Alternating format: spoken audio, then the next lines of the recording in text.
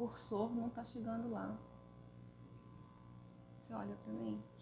Ah, consegui. Aqui. Foi? Foi. Tá aqui, né? Não, mas eu acho que eu clico aqui, ó. Não, precisa não. Obrigadão. Gente, eu vou tentar fazer, e é tentar mesmo, fazer um trabalho diferente hoje na palestra, né? O estudo hoje, ela tem uma temática, mas nós vamos tentar usar três formas de abordar essa temática. Então, assim, espero que dê certo e que vocês compartilhem e entendam o objetivo final do que a gente está querendo passar para todos vocês. Então, o tema é Lendo Kardec. Mas o que tem a ver lendo Kardec? Tudo bem, temos os livros ali, mas ali nós temos uma rodinha de evangelização infantil. Então, nós vamos tentar, junto com tudo isso, chegar a uma proposta interessante, tá? Então, entender o espiritismo como educação é ser espírita verdadeiramente. Então, a doutrina espírita, ela é uma filosofia, uma ciência com todo um processo ético-moral que a gente pode chamar de religiosidade, né? Normalmente a gente não chama de religião, mas de religiosidade, mas quem, se for perguntado, você, de que religião você é? Você pode falar espírita, né? Sem problema algum. Porque é um tríplice aspecto: a filosofia, a ciência e a religiosidade. Os efeitos da moral que toda essa filosofia trouxe para nós. Então, ser espírita verdadeiramente passa por um processo educacional. Então, nós somos educados no mundo espiritual para chegarmos à Terra e iniciar todo aquele projeto que fizemos das programações no mundo espiritual. Então, fomos educados para isso, para chegar aqui e um mundo de provas e expiações. Então, estamos numa escola. Então, a Terra é uma escola, onde a gente vai mostrar para nós mesmos se nós já conseguimos reverter todo aquele aprendizado de sucessivas encarnações, junto com todo o aprendizado que tivemos nas colônias espirituais, voltar aqui e sair com A. Às vezes a gente sai com B, com C, mas vamos tentar cada vez mais aprender. Então, Kardec mostra para a gente e compara, não só ele, mas a própria espiritualidade, compara a Terra como um centro educacional. Então, o desenvolvimento do espírito, através de todas essas vidas sucessivas, vai nos mostrar como se fossem os anos letivos que a gente tem aqui na Terra, na escola. Então, começa lá no prézinho e vai até o doutorado, caso seja cada um de nós, né? Então, a Terra é tratada aqui como uma escola, em que as almas matriculadas vão tentar fazer o processo de aperfeiçoamento. Então, isso é fácil da gente perceber. Então, Herculano Pires, um grande estudioso da doutrina espírita, né? Ele não era um médium ostensivo, ele era um estudioso. Ele mostra, então, a pedagogia espírita. E é nisso que nós vamos focar hoje, no que o Herculano fala das obras de Kardec e das obras subsidiárias, tá? O Livro dos Espíritos é um manual de educação integral, oferecido à humanidade para a sua formação moral e espiritual na escola da Terra. Então, olha o que o Herculano fala. Gente, nós temos uma obra, e ele especifica o Livro dos Espíritos como um manual que vai nos auxiliar nessa jornada.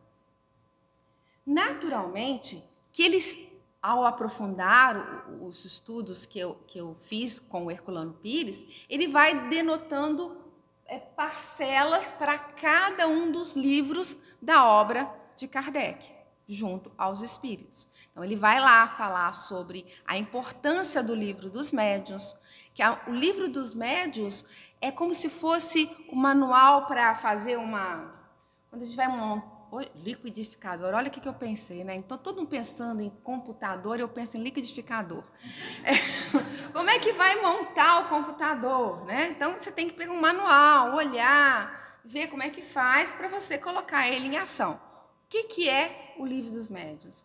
É um manual para o médium, para que o médium saiba exatamente como se portar, como entender o intercâmbio dos espíritos com o seu próprio corpo, com a sua mente, quais os tipos de mediunidade existem, onde há fraude, onde não há, onde há mistificação. Então, ele vai dar todos os detalhes de como um médium e a equipe da reunião mediúnica vai trabalhar. E vem depois o Evangelho, onde ele vai trazer aquela carga maravilhosa de Jesus, mostrando para a gente, através das palavras e de diversos estudos, diversos capítulos e versículos, explicando bem detalhadamente para que abra os nossos olhos, porque ali a Bíblia é muito simbólica e muitos de nós não conseguimos compreender. Ainda mais que somos ocidentais, né? E a Bíblia veio lá do Oriente Médio. Então, ali está aquela joia preciosa que é o Evangelho. Segue-se com o Céu e o Inferno, um livro extremamente didático também, onde há uma conversa dos espíritos com Kardec e com os médiuns, onde eles vão relatando como chegaram no mundo espiritual, os seus enganos, as suas alegrias, as suas dificuldades, mas as suas vitórias. Então, é muito gostoso, porque faz com que a gente entenda. E ao chegarmos lá, porque todo mundo vai desencarnar, né? Quando a gente chegar do lado de lá, a gente chegue tranquilo, sereno, né? E finalizando com o livro A Gênese. A Gênese é uma síntese de tudo, mas mostrando também a formação do planeta Terra, que é um dos itens que a gente vai estudar hoje também, tá? Vamos lá. Por isso, quem estuda o Espiritismo de fato e pratica a caridade da educação em todas as dimensões possíveis, faz isso existencialmente, no seu meio familiar, profissional, social e espiritual. Então, qual que é o objetivo da doutrina espírita?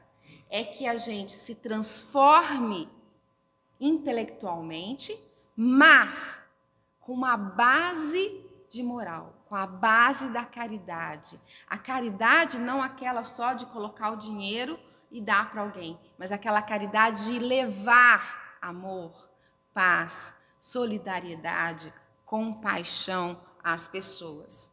Bom, mas nesse trecho, Herculano diz assim: seja espírita no meio familiar, seja espírita na sua profissão, seja espírita no meio social, lá no 285, e seja espírita no mundo espiritual.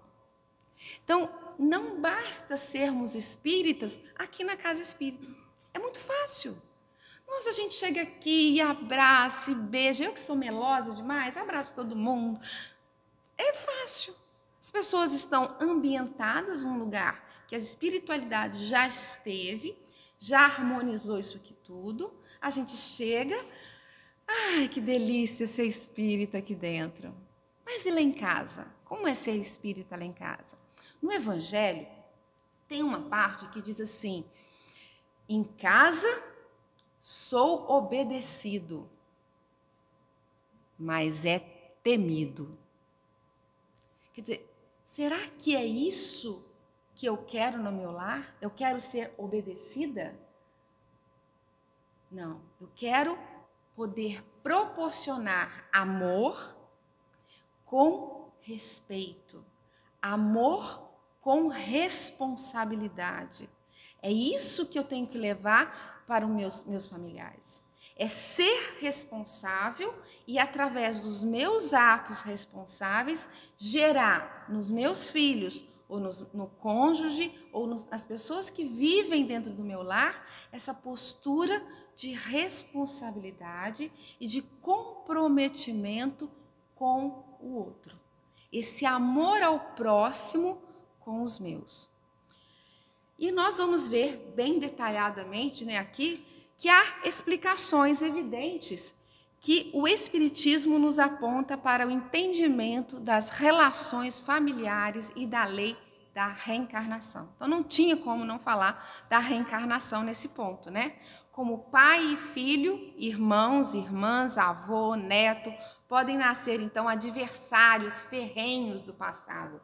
Tem como acontecer isso? Por que Deus permite que venha no meu seio familiar pessoas a quem eu odiei em vidas passadas, ou que me odiou em vidas passadas, né? Então, é nesse caso, a convivência cotidiana deve ser justamente não a minha tragédia, mas sim a minha oportunidade de reconciliar com esse meu ex-inimigo. Então, é o momento de reajustes. Porque, pensemos, por mais que um casal tenha um filho, aquele filho veio de uma encarnação anterior que tenha me matado, por exemplo, em outra encarnação. Eu devo ter um certo medo, receio desse espírito, correto? Bom, mas se ele nasce como meu filho, ele está ali tão frágil, tão dependente de mim, um bebezinho, precisando do meu alento, do meu carinho.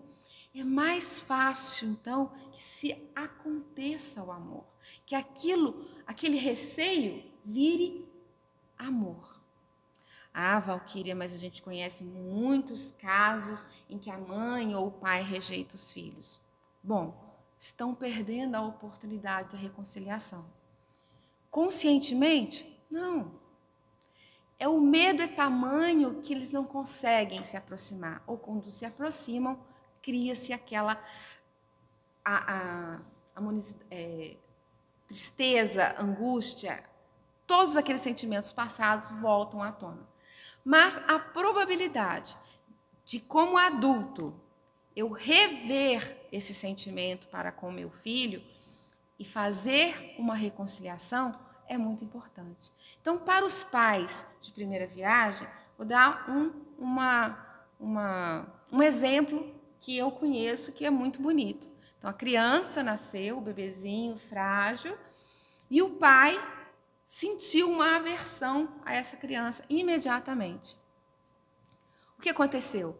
Ele sentou ao lado do berço e ali ele ficou conversando, pediu perdão. Não sabia o que aconteceu, mas ele pediu perdão. Falou com ele, teve uma conversa de ser adulto para um ser adulto. Teve uma conversa leal. E isso mudou todo o processo daqueles dois. A aversão inicial do pai foi diminuindo e em poucos meses já se tornaram um amor verdadeiro. Hoje são dois adultos lindos, apaixonados um pelo outro. Então, isso é real, gente. Isso é real. Eu vou falar, sabe? Porque a pessoa já está chorando, então eu já vou falar. Foi meu marido com meu filho. E foi muito lindo. Quem conhece os dois sabem o quanto os dois são muito ligados um ao outro. Obrigada, Jefferson, por ter feito isso pelo Léo e por você também. Então, nós, enquanto adultos, gente, temos essa oportunidade de mudar esse relacionamento.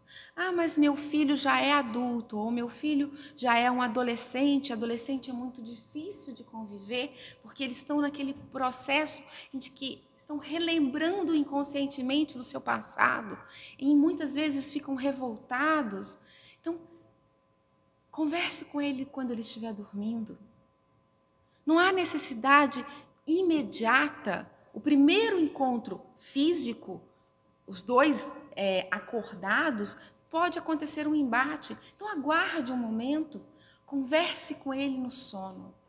Espere ele dormir, converse, peça perdão, reconcilie-se. Gradativamente vai chegar um momento em que vocês dois vão poder conversar cara a cara, agora, aqui na matéria, e se reencontrarem. Pais e filhos, mães e filhos. Se você é o filho adulto e que não teve uma boa relação com seu pai, sua mãe, quando vocês eram pequenos, façam isso hoje também com seus pais. Ore com seus pais, converse com eles enquanto eles dormem. Sempre é um processo de educação. E essa educação, ela é eficaz. Por isso a necessidade de nos instruirmos, essa necessidade de estudarmos, tá? Para entender as causas dessa dificuldade de estarmos uns com os outros, às vezes dentro da nossa própria família. E aí temos também no meio social, no meio profissional, na casa, no templo religioso que nós frequentamos.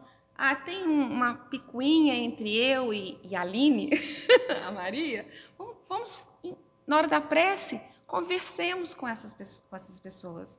Vamos ver que nós também vamos modificar e vamos começar a olhar com lentes diferenciadas para essa pessoa e conseguir ver nela, não esse espírito renitente de hoje, mas o espírito futuro, que será um espírito puro, como nós também um dia seremos. Então, nos educar é muito importante para a nossa vida. Então, nesse mesmo texto do autor que eu estou trabalhando, ele diz assim, num clima não hierárquico, porque não adianta eu chegar assim, filho, você tem que fazer assim. Não num clima hierárquico, onde todos se cimam acima de tudo, nós temos que nos sentirmos irmãos uns dos outros. Do cultivo permanente do amor, do respeito mútuo entre nós. Pensamos diferente, tivemos encarnações diferenciadas, histórias diferenciadas. Por isso, às vezes é complicado encontrar com o outro na sociedade.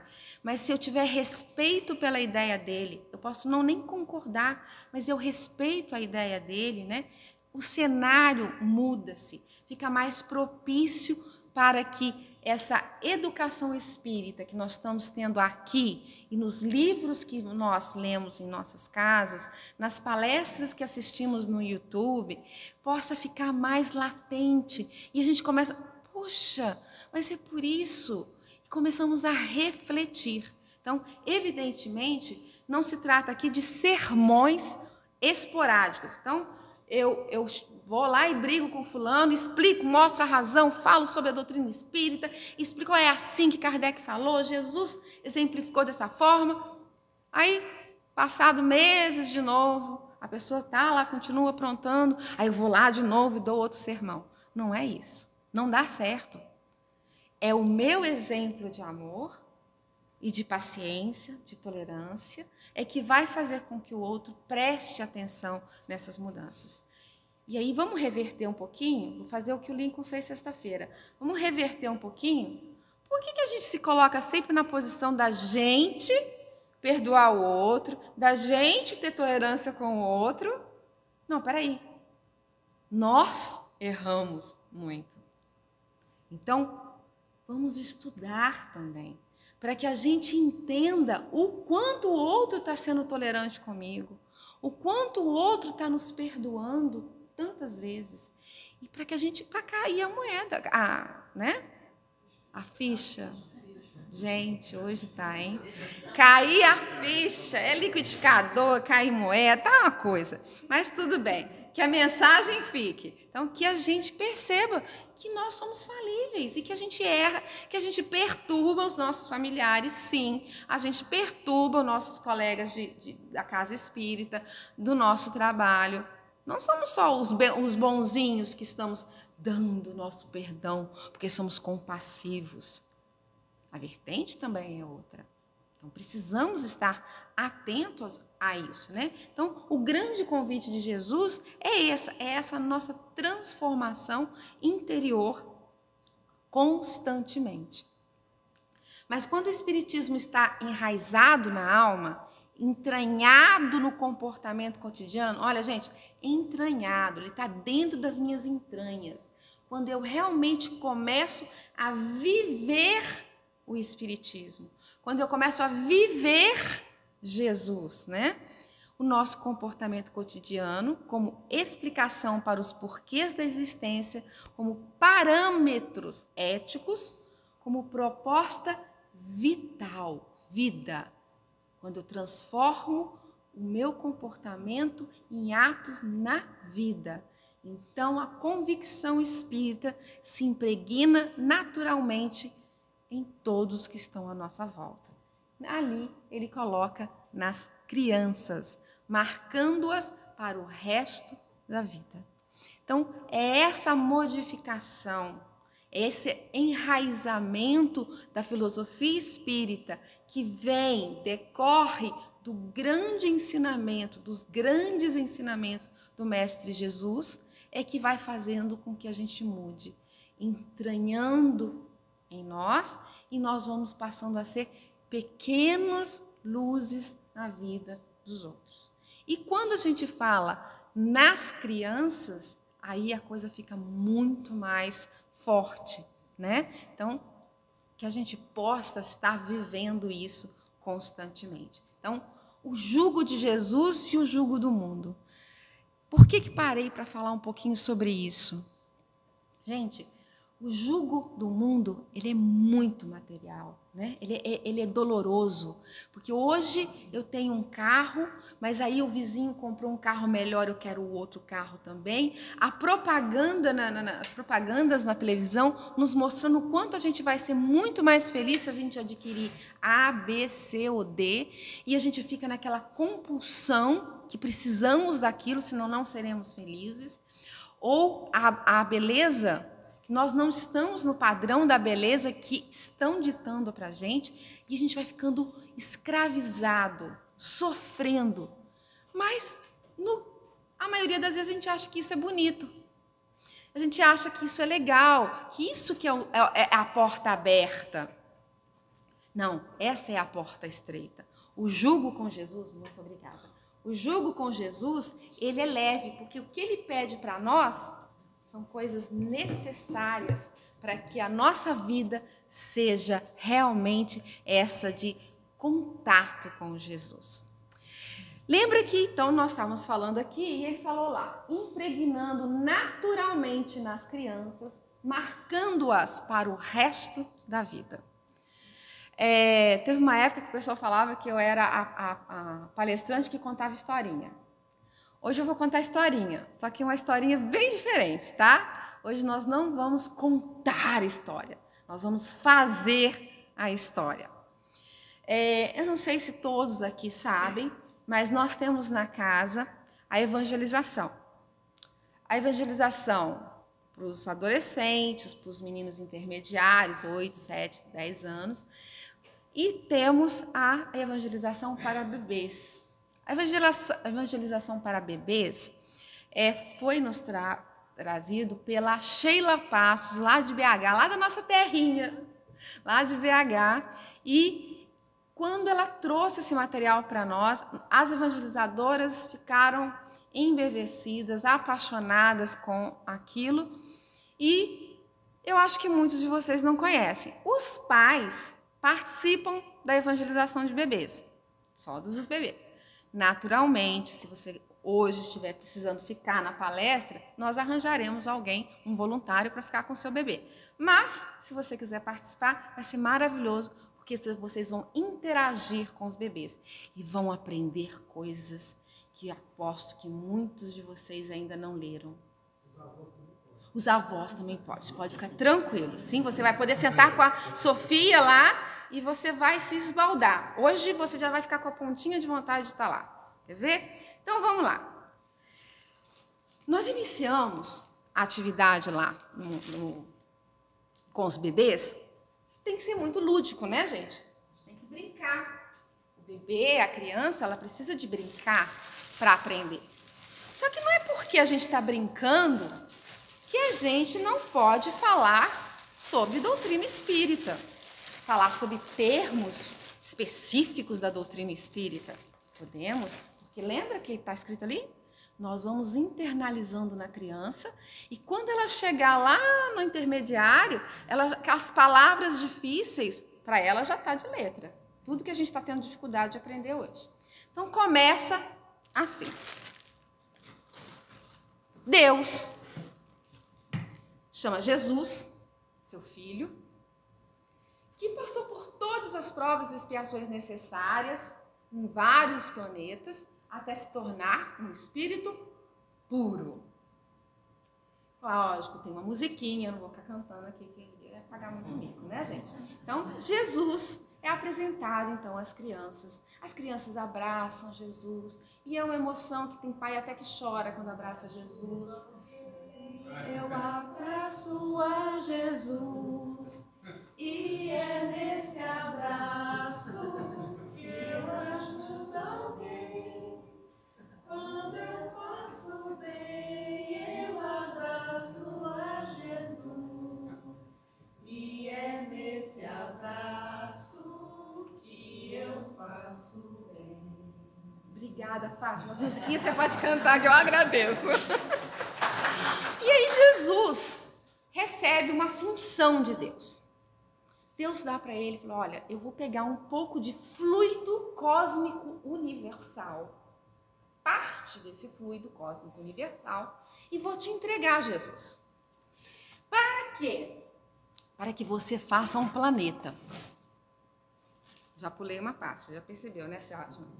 Antes do fluido cósmico universal, tem Deus fazendo o universo. Vamos lá, fazer o universo. Então, o universo, e a gente passa o universo na cabecinha das crianças, dos avós, dos pais, e mostra o quanto o universo é lindo. Tudo criado por quem?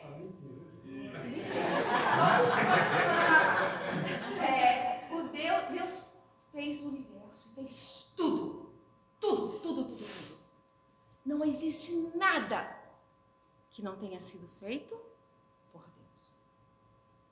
E aí, ele então chama um dos seus filhos, Jesus, e dá para ele um pouquinho do fluido cósmico universal. E aí Jesus começa, como igual uma massinha, a pegar todos os elementos químicos do planeta. Mexe aqui, ajuda Jesus a fazer o planeta Terra. Isso, aí todas as crianças vão lá ajudando Jesus a pegar os elementos químicos do fluido cósmico universal e fazer, então, o planeta Terra. Tá? Jesus começa a pensar, então, o que nós vamos colocar nesse planeta tão lindo que nós construímos? E aí, vamos começar a sequência direitinho, né? Primeiro, ele cria o sol, a luz, né? E aí, todos os elementos que eu vou passar aqui, eu não vou passar com vocês não, tá? A gente passa na mão de cada criança, tá? Então, aí, Deus fez o sol. Lindo, quentinho. Mas fez também, quando o sol se põe, ele coloca a lua. Charles, eu posso tirar o seu corpo aqui, meu querido? Não, eu vi. Ui. Pode usar como banco. Eu bem pensei, mas não fiz. Mas eu vou deixar o sol e a lua aqui, tá? Então ele criou, ao criar o sol e ao criar a lua, ele criou o quê? O dia e a noite, tá? Ele criou também as terras, bem fofinhas, as terrinhas que podiam florescer. Florescer? O que será florescer? Ele fez também a chuva. Mas para a chuva passar, ela precisava ter uma função. Qual a função da chuva? Chuvinha que cai, plim, plim, plim, vem de mansinho, plim, plim, plão, rega as plantinhas, molha o chão, lava as tristezas do meu coração, E a nuvem, então, as águas de cima passaram a ter águas de baixo, porque a chuvinha criou o lago. Tá dando para ver aqui, gente? Tá. Criou. Então, as águas de cima, lembra da Bíblia? As águas de cima, as águas de baixo. Jesus continuou pensando o que mais ele iria colocar nesse lindo planeta. Ele então...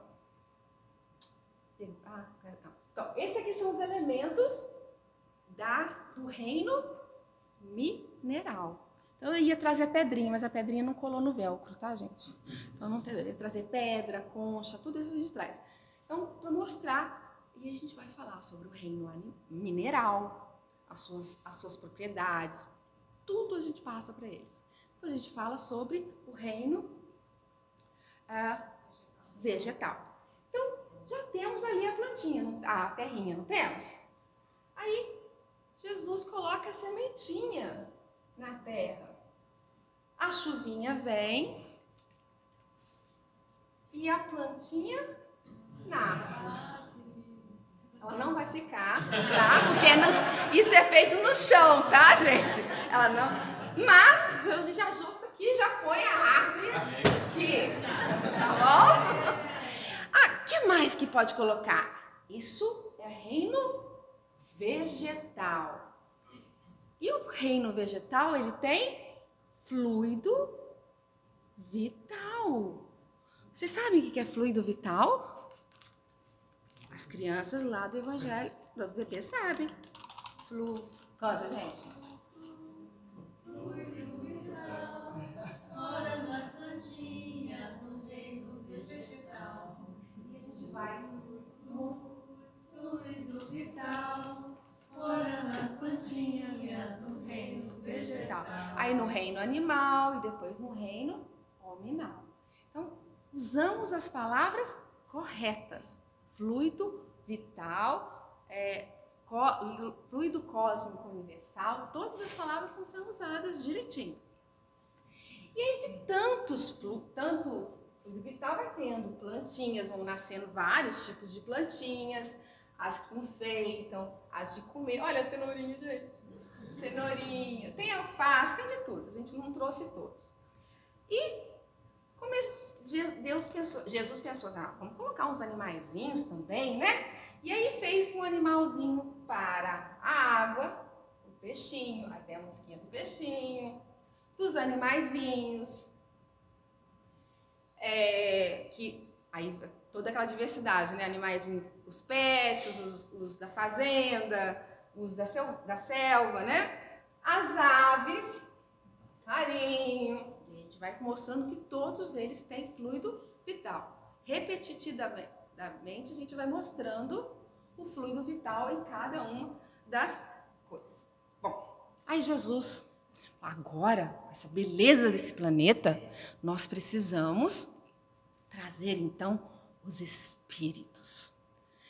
Mas como trazer os espíritos para viver nesse planeta tão material? Aí Jesus plasmou o perispírito.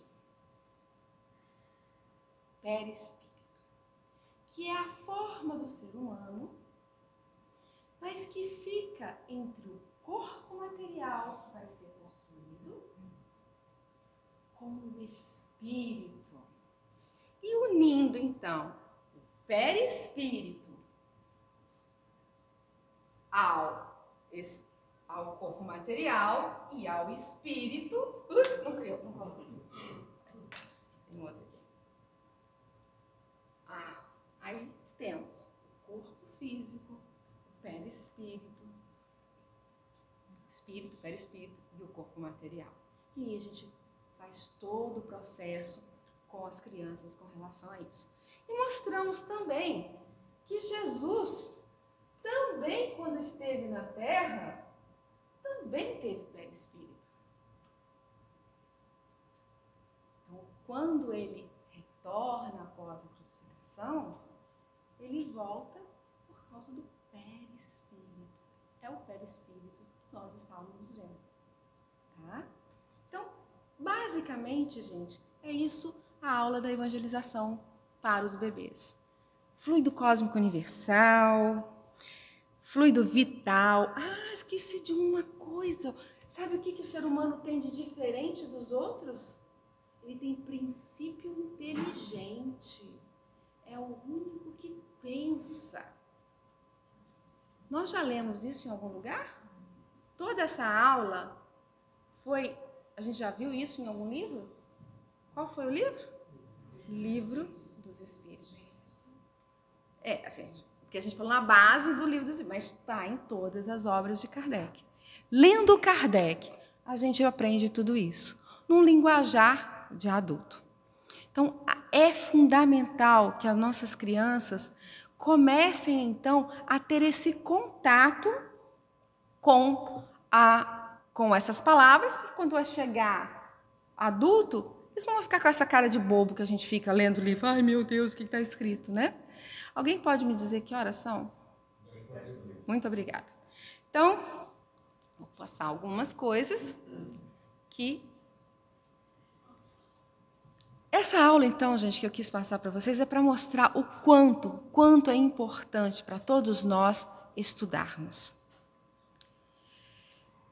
Ao estudarmos, a gente começa a aprender sobre todos os processos, sobre a vida eterna, mostrar que as tragédias materiais, elas são extremamente passageiras, que a vida aqui na Terra, ela é só um momento, e um momento que deve ser vivido com intensidade, mas com responsabilidade, para que a gente cresça. Esses conhecimentos aqui são sempre arraigados juntos à moral. A gente não quer só dar as palavras difíceis, falar só sobre perispírito, fluido vital, princípio inteligente. Isso faz parte, mas para as crianças e para nós, isso não é o mais importante. Isso é a parte teórica. Mas tudo isso vai fazer muito mais sentido quando eu for olhar para o meu próximo, quando eu for olhar para o meu irmão. Então, ali... Ô, gente, sumiu. Mas barrei. Que bom, né? Então, o livro é um instrumental importante para o cumprimento da afirmação inicial do espírito da verdade, pois não só fala mais de perto a inteligência e a sensibilidade do leitor, como também atua fora do centro, alcançando um número maior de pessoas, passando de mão em mão como um luzeiro, a aquecer os corações e a iluminar as consciências, diz Emmanuel. Então, como nós não tivemos essa belíssima aula de bebês, de evangelização, nós temos que ir para os livros. Essa é a nossa ferramenta enquanto adulto. Temos que estudar para que, aí sim, a gente fez umas letras pequenas, né? Para que a gente possa entender, pegar a teoria e trazer para o coração e juntos sermos melhores. Então, ler é saber. O primeiro resultado da leitura é um aumento de conhecimento geral e específico. Então, eu pego um livro e vou dar uma geral sobre um determinado tema. E depois eu vou esmiuçando gradativamente quanto a minha curiosidade vai me levando. Uns gostam mais de ler a Gênese, outros gostam mais do Evangelho, mas todos formam uma unidade que vai nos levar ao conhecimento maior. Ler é trocar. Então, quando é o autor dando e nós também contribuindo. Ler não é só receber. Ler é comparar as experiências próprias com as do narrador. Então, quando eu estou lendo um livro, e aí independente de ser as obras de Kardec, aí nós estamos falando dos livros, em todos os livros, especificamente os livros espíritas, né? A gente vai trocando e comparando. Quando muitos falam, ler romance é bobeira. Não, gente, o romance também ajuda, porque o romance com a linguagem simbólica, mais simples, mas ela traz o conhecimento, o porquê daquele filho desencarnar, o porquê da vida estar tumultuada. Então, a gente vai entendendo através dos personagens a nossa própria vida, né? Então, é o ponto de vista dele confrontando com o nosso ponto de vista e criando novos conceitos, né? Ler é dialogar. É como se a gente estivesse com uma outra pessoa ao lado e conversando com ele.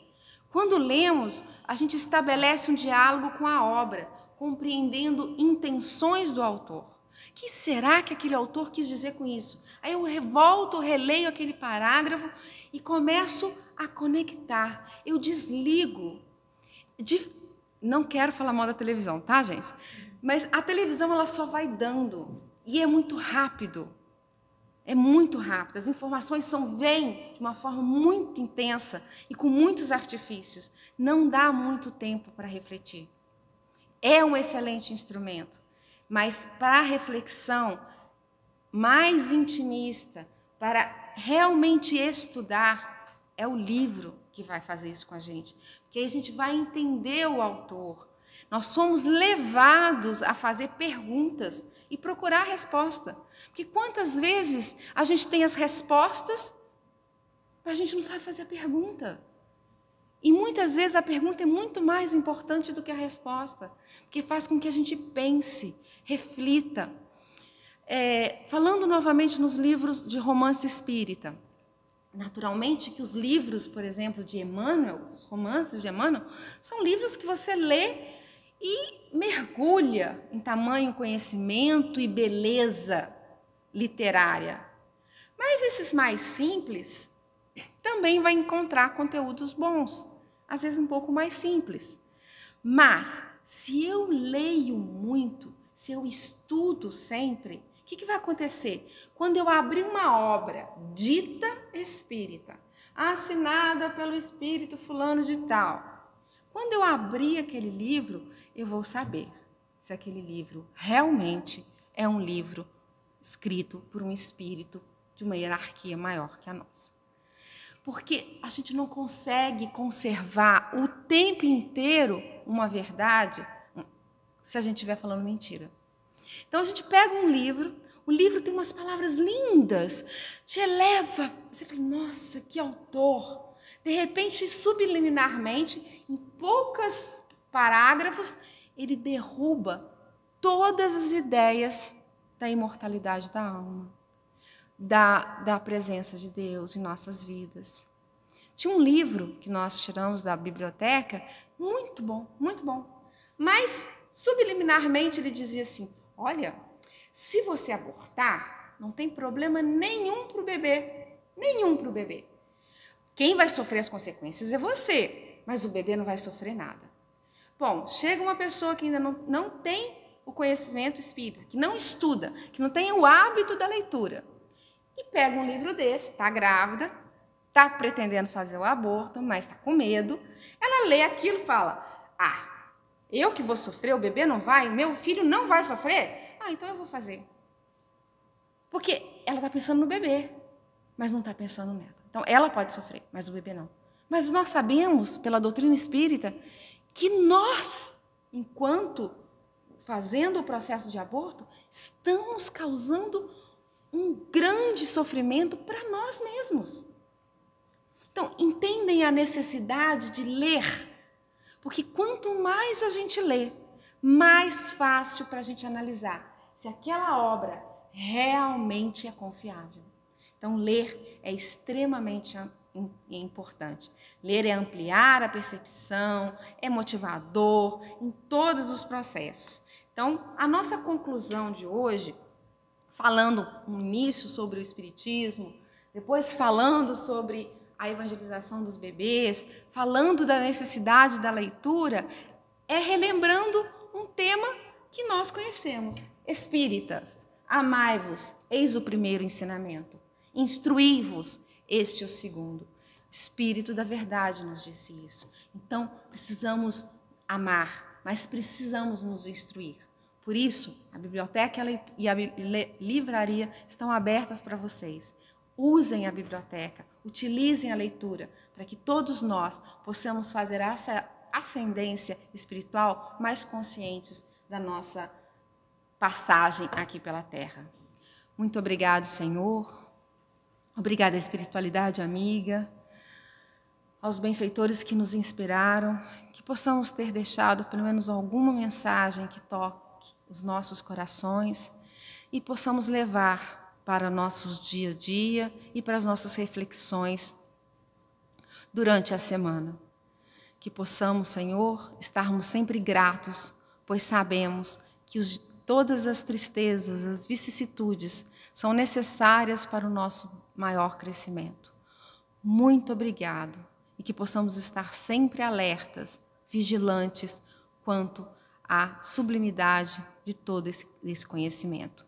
Muito obrigado, Senhor. Se conosco no hoje e no sempre, que assim seja.